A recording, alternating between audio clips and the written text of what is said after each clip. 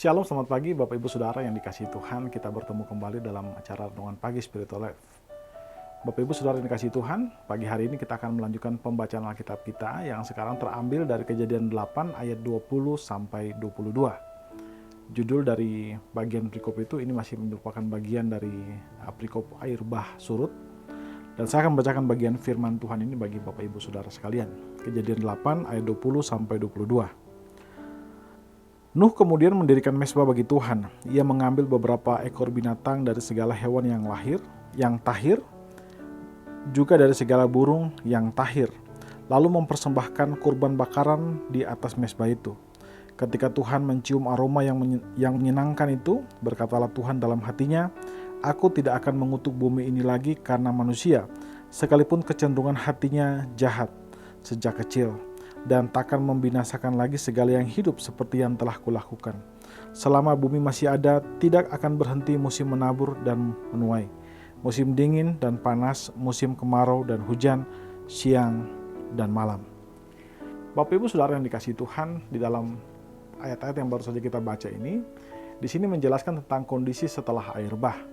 Dikatakan di sana bahwa setelah itu Nuh keluar dari Bahtera dan mengambil beberapa binatang untuk dipersembahkan kepada Tuhan. Setelah Nuh mempersembahkan persembahan-persembahan itu kepada Tuhan, maka dijelaskan bahwa Allah menerima persembahan Nuh itu. Dan Allah berjanji tidak akan menghukum dunia karena manusia. Dan selain itu, ayat 22 dijelaskan bahwa Allah kemudian memberkati bumi ini. Bapak Ibu Saudara yang dikasihi Tuhan, ada satu hal penting yang bisa kita pelajari dari bagian firman Tuhan ini, yaitu tentang mengucap syukur.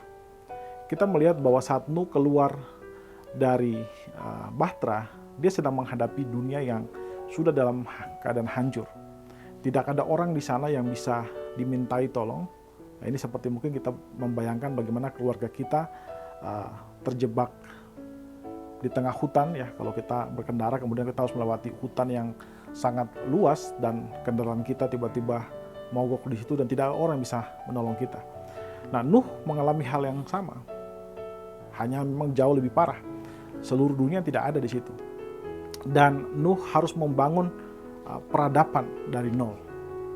Dan pada umumnya kalau kita lihat, maka orang yang mungkin mengalami keadaan seperti Nuh, dia mungkin akan membangun rumahnya terlebih dahulu dan membangun mezbah kemudian.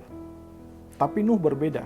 Ketika dia keluar dari Bahtera, hal pertama yang dilakukan adalah dia membangun mezbah bagi Tuhan. Saudara, ketika kita membaca kisah air bah ini, kita melihat bahwa hampir setiap saat di dalam apa yang Nuh lakukan, Nuh selalu mendapat perintah daripada Tuhan untuk membangun Bahtera, kapan dia harus masuk, hewan apa saja yang nanti akan masuk, lalu kemudian kapan dia harus keluar. Semua itu dia mendapat perintah dari Tuhan. Tapi ketika dia membangun mezbah, dia tidak mendapat perintah dari Tuhan. Ia membangun mezbah karena inisiatifnya sendiri. Mungkin pertanyaan kita adalah, mengapa Nuh membangun mezbah? Saudara, kita percaya bahwa Nuh membangun mezbah karena dia melihat karya Tuhan dalam kehidupannya. Dia percaya bahwa yang menyelamatkan dia dari bencana yang maha dahsyat itu bukanlah kemampuan arsiteknya dia untuk membuat Bahtera, atau bukan kemampuan manajemennya dia untuk mengatur makanan sehingga suplai makanan atau persediaan makanan bisa cukup sampai pada akhir dari peristiwa itu. Tapi semuanya dia percaya karena kemurahan Allah. Saudara, dari kisah Nuh ini kita belajar bahwa orang yang menyadari kebaikan Tuhan akan secara otomatis mengucap syukur kepada Tuhan. Sebaliknya, orang yang tidak pernah menyadari kebaikan Tuhan, ia tidak pernah bersyukur. Malah sebaliknya, dia akan selalu mengeluh. Kalau kita lihat kisah Nuh, kita melihat bahwa Nuh memiliki 1001 alasan untuk mengeluh kepada Tuhan. Bagaimana mungkin dia harus membangun bumi yang sudah hancur dengan keluarganya? Kita melihat bahwa tidak ada orang yang bisa menolong dia, tidak ada tukang kayu. Kalau dia sakit juga tidak ada tabib atau dokter yang bisa menyembuhkan dia. Dia hidup dalam kondisi seperti itu dan dia harus membangun peradaban manusia dari nol lagi. Tapi ketika menghadapi kesulitan-kesulitan itu, Nuh tetap bisa melihat kebaikan Tuhan dalam hidupnya. Dan hal inilah yang penting bagi kehidupan kita, saudara. kita harus bisa melihat kehidupan Tuhan di dalam hidup kita. Saudara, melalui firman Tuhan, pagi hari ini kita belajar untuk merenungkan kebaikan Tuhan dalam hidup kita. Dan kita belajar untuk bersyukur kepadanya. Belajar menyerahkan hidup kita sebelum kita melakukan segala sesuatu. Dan hendaklah kita mengucap syukur setelah kita menyelesaikan segala sesuatu. Supaya kehidupan kita bisa menikmati berkat-berkat Tuhan dengan lebih maksimal. Amin.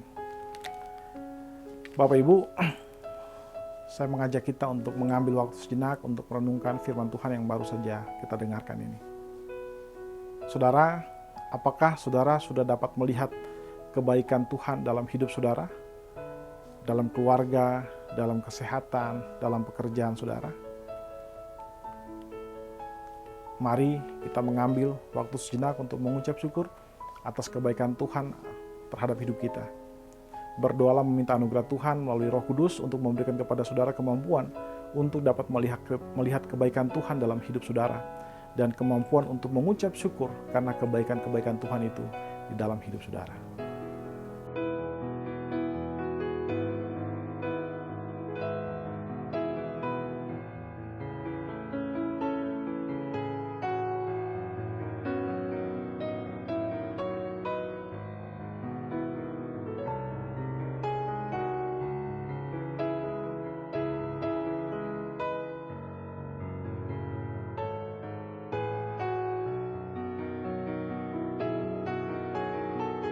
Saudara, marilah kita selalu bersyukur kepada Tuhan. Mari kita tundukkan kepala, kita berdoa. Ya Tuhan Allah Bapa kami bersyukur buat kasih dan setiamu kepada kami.